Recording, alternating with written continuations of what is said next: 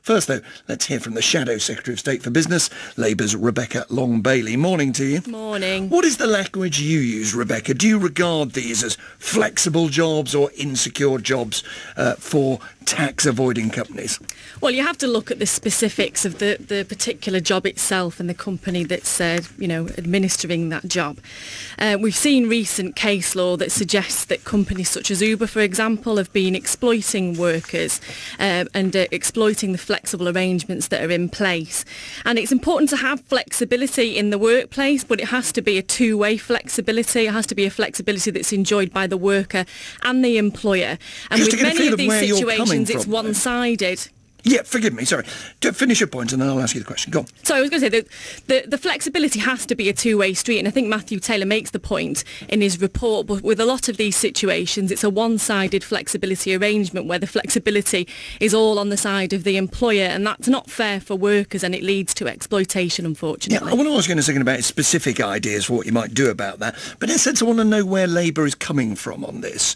Do you, for example, and I know there are people who do you refuse to ever take an Uber because you just don't think morally it's quite right? Would you not use Deliveroo, for example, because you think they treat the workers badly and they don't pay the taxes they should?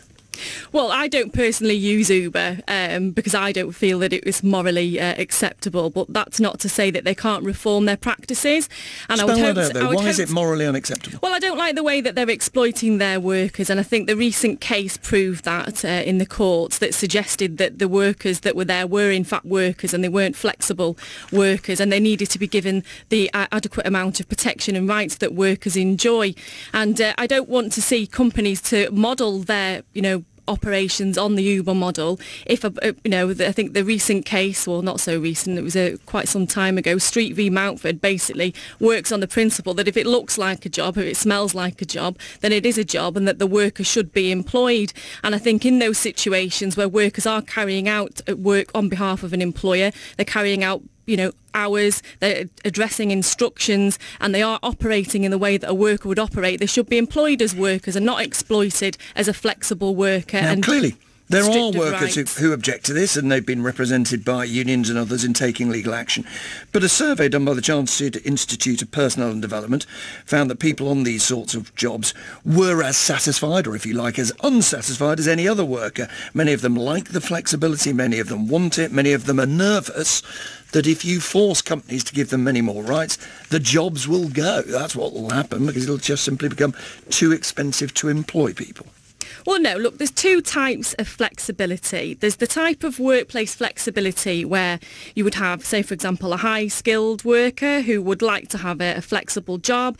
Their skills would be in demand. They would have better security, better pay, and that's good for the economy. And we need to nurture that type of flexibility because we want people to be able to make those lifestyle choices. But then there's the other form of flexibility, which is a one-sided flexibility, and that's the point I made earlier, where the flexibility lies with the employer rather than the employee, and that often affects low-paid and precarious work. So Taylor proposes a new status, doesn't he? He effectively says instead of you either having to be a full worker with full rights or self-employed, have a new status that could be given to some people to give them some minimal rights without the high costs. Will Labour work with the government to legislate for that new status? Well, I think he referred to the status of a dependent contractor, and I haven't seen the final report, so I'll await the detail and I'll have a look at that very carefully. But what I would say, and it would echo the comments that have been made by the TUC, is that we don't really need a new status, that the court victories that we've had so far have proved that many of these so-called self-employed people who work for the likes of Uber, for example, are workers and should be given adequate protections. And I do worry that if this isn't dealt with in sufficient detail, it could undermine the court rulings of Uber, for example, which was hoped to have wide-ranging implications for the industry. OK, one last one, if I may. There's another thing in this wide-ranging report. Matthew Taylor says that we should see an end to the cash-in-hand economy.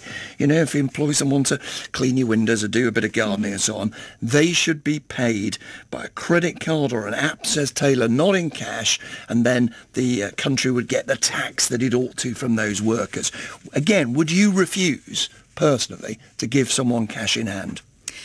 No, I mean, you think you need to have a look at the situation as it arises, really. So you would give cash in hand? Well, it would be quite different. Well, for example, if I take a taxi in Manchester... But that's different. That's not avoiding tax, is it? Well, no, but I mean, I would be paying the taxi driver cash in hand. I don't know whether the taxi driver is going to pay their tax or not. So what I would say is that it's certainly something that needs to be addressed. And I think the government can do more to encourage the use of online platforms, but it needs to be careful that they're regulated and that they don't exploit and take cuts and fees, for example, from the employee itself. Rebecca Long-Bailey, thanks for joining us. Thanks a lot. 7:15 is the time. Improving a company's product